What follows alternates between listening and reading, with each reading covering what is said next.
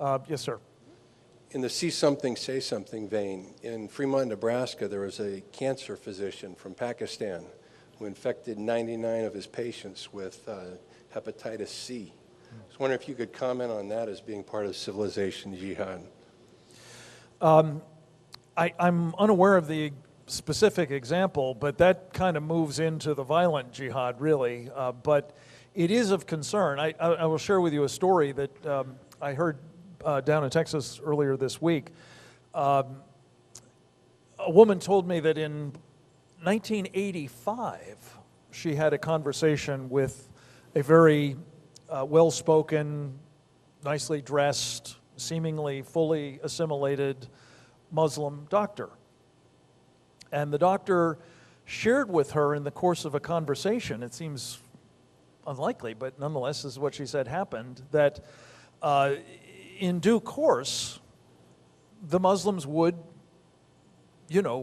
wield the sword in order to force us all to submit to Sharia. This is 1985. And she said, well, why would you do that? And she said, well, that's, what we do. And she pursued it further with, well, why did you do it now? And he said, because we're not strong enough.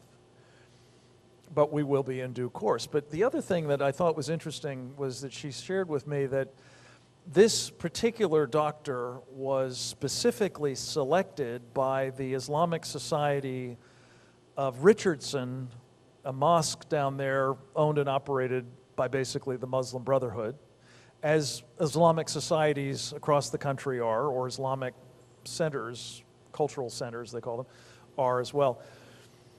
And again, not all mosques and not all Muslims, but the ones that brand themselves Islamic societies or Islamic centers are generally owned and operated by the Muslim Brotherhood. When he got his credentials, this doctor, he went to the mosque and said, well, I'd like to bring to the United States some of my family members. And he was told, no, you'll use your ability to bring people to this country according to the people we tell you you can bring. So I don't know if this is directly responsive to your question, but I think doctors and people in other walks of life, civil engineers, and for that matter, scientists and so on, have a capacity to prove very problematic if they embrace this jihadist doctrine of Sharia.